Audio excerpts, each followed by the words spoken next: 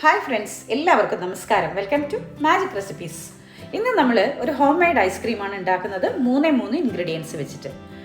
ഞാൻ രാവിലെ നടക്കാൻ പോയപ്പോൾ നല്ല മനോഹരമായ കാഴ്ച കണ്ടു.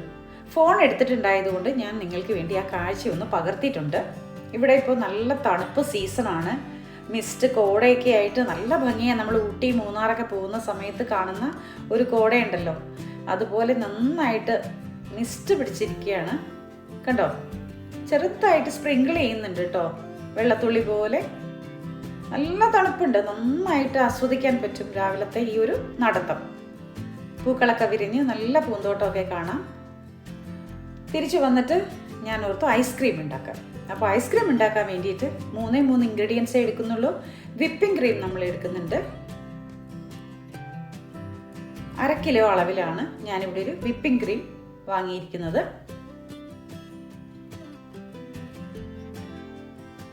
പിന്നെ നമ്മൾ എടുത്തിരിക്കുന്നത് കണ്ടൻസ്ഡ് മിൽക്കാണ്, റെയിൻബോയുടെ കണ്ടൻസ്ഡ് മിൽക്ക്.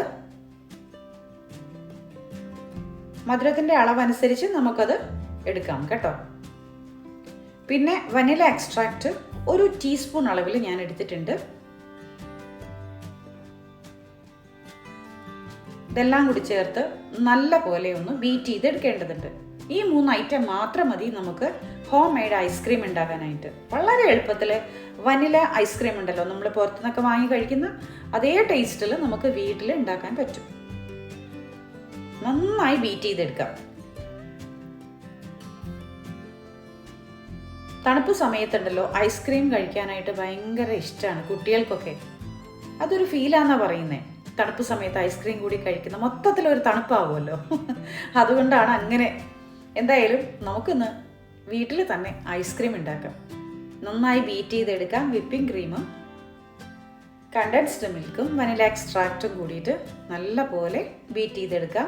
കണ്ടോ, നല്ല പഫി ആയിട്ട് ഫോമിൽ നമുക്കത് കിട്ടണം. ഈ ഒരു അളവിൽ നമ്മളിങ്ങനെ സ്പൂണിൽ എടുക്കുമ്പോൾ അതിങ്ങനെ താഴെ വീഴാതെ ആ ഒരു അളവിൽ തന്നെ ഇങ്ങനെ സ്പൂണിൽ ഒട്ടിയിരിക്കുന്ന അവസ്ഥയിൽ കിട്ടണം.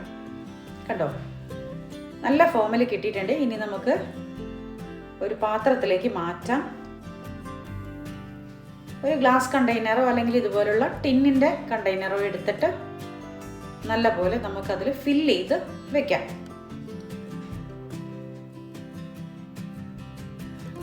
ഒരു സ്പാച്ചുല വെച്ചിട്ട് ഇതുപോലെ നന്നായിട്ട് ഫില്ല് ചെയ്ത് വെക്കണം കേട്ടോ.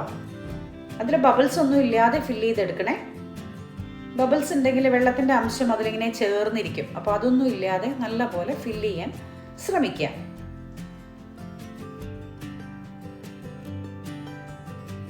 നന്നായിട്ട് ഫില്ല് ചെയ്തു. ഇനി നമുക്കൊരു ക്ലിംഗ് ഫിലിം വെച്ചിട്ട് ഒട്ടിച്ച് വെക്കാം. കണ്ടോ, നമ്മുടെ ഐസ്ക്രീമിൻ്റെ മേലേക്ക് ഇങ്ങനെ ചേർത്ത് ഒട്ടിച്ച് വെക്കണം കേട്ടോ. നല്ല പോലെ ചേർത്ത് ഒട്ടിച്ച് വെക്കാം. അതിനുശേഷം 4 മണിക്കൂർ, കുറഞ്ഞത് 3 മണിക്കൂറെങ്കിലും ഫ്രീസറിൽ സെറ്റ് ആവാനായിട്ട് നമുക്ക് വെക്കാം. അപ്പോൾ 4 മണിക്കൂർ നന്നായിട്ട് തന്നെ ഫ്രീസറിൽ സെറ്റാക്കാൻ വെക്കാം.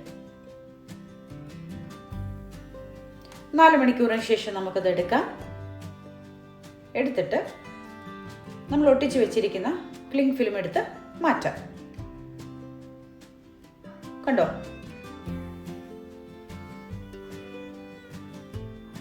നല്ല സൂപ്പറായിട്ട് നമുക്കൊരു ഹോം മെയ്ഡ് ഐസ്ക്രീം ഇവിടെ കിട്ടിയിട്ടുണ്ട്.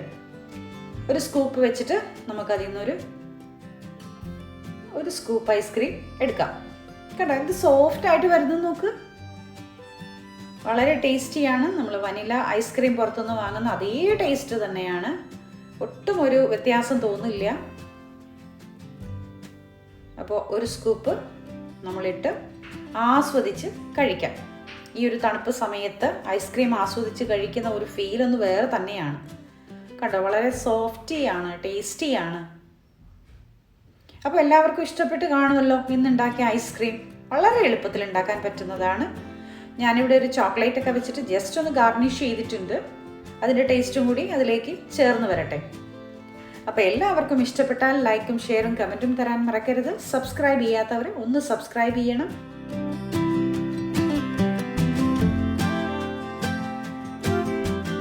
അപ്പോൾ എല്ലാവർക്കും ഒരുപാട് സ്നേഹത്തോടെ താങ്ക് യു വെരി മച്ച്.